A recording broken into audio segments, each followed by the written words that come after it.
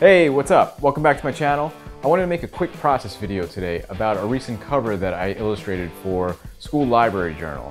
School Library Journal is a magazine for librarians. I'll put up an image of the final art for the cover over here somewhere. But in this video, I just wanted to take you through the step-by-step process, including coming up with ideas in my sketchbook all the way to completing the illustration digitally. So if you're into illustration and you're into process stuff, this might be the video for you. So I'm going to try to make this as short and sweet as possible. So without further ado, let's jump into it.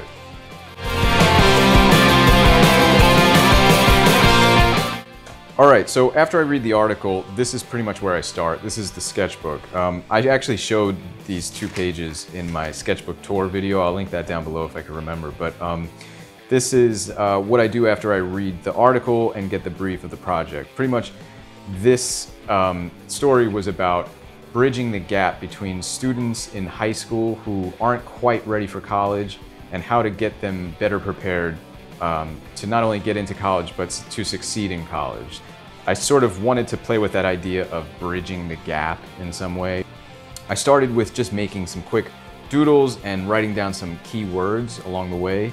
I mentioned this in my sketchbook video, but oftentimes when I start a project, I'll start with my ideas actually in a sketchbook as opposed to digitally, just because the digital aspect can kind of slow you down sometimes, just by virtue of having to open up the computer and create a new file and set up a template and all that.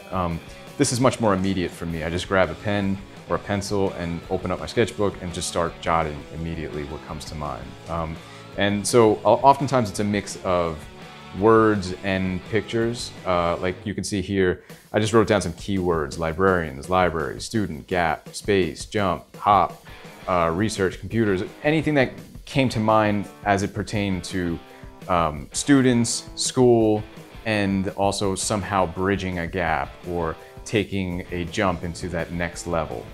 A quick idea I had here was like a stack of books with a bookmark kind of stuck in one of the books, and a student sitting atop of the bookmark, almost as if he's on a diving board about to jump in to the deep end. That was an idea that I was kind of into, and it was one of the earlier ideas I had.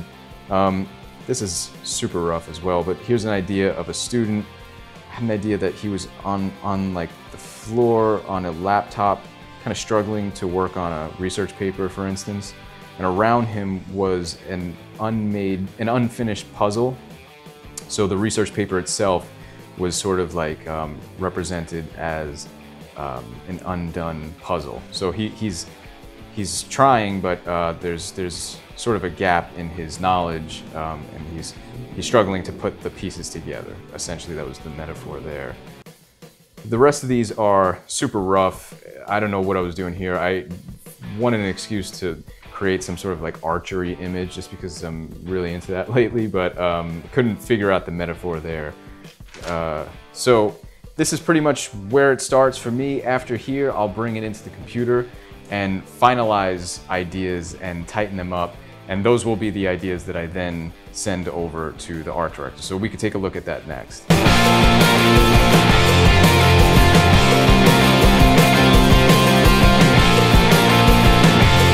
Okay, so after sketchbooking some ideas, the next step is to move it into the computer and kind of refine those ideas and make them a little bit tighter and a little bit clearer. I'm also working off of the template that the art director gave me. This is really helpful because it allows me to think of the composition as it relates to the logo and the heading.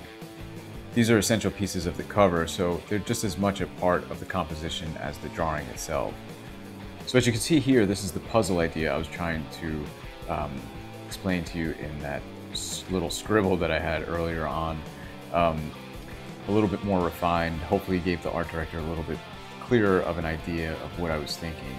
This is that diving idea, metaphor, off of the stack of books and the bookmark. I actually really like that idea. It turns out that it was just too similar to a previous cover that they had. There was another sort of diving theme. They didn't want to repeat themselves, so super understandable. Here was another idea about working with the gap again.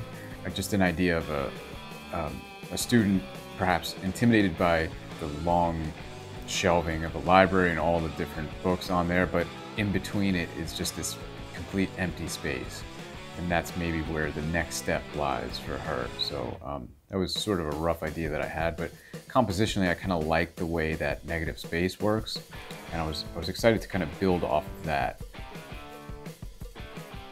This was the idea that eventually got picked, with the bridging the gap a little bit more literally, using an actual bridge. And I was really excited about this idea. I kind of approached it a little bit more as the negative side of the article, like the dangers of not being prepared for the next step or something like that. And the art director really loved this composition and idea, but wanted to incorporate more of the positive aspects of the article as well, so that it had a little bit more of a hopeful feel. So he gave me some really great feedback, and I revised the sketch and sort of changed the main character's pose, and also gave her a plank that she's going to use to actually cross that gap. So it's a little bit more hopeful. It was the art director's idea, which I thought was really clever, to somehow sneak in some ivy wrapped around the other side of the bridge to kind of just imply Ivy League. I think it's super subtle. I'm not sure anyone would really pick up on it, but compositionally I like the way it worked, and I thought it was a really cool idea, so I did sneak that into the final.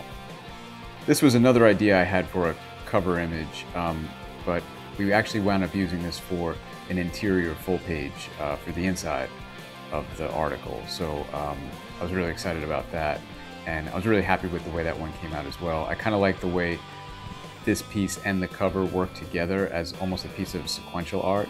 So that was really cool. So these layouts were actually really fun to work on, and it was super collaborative with the art director.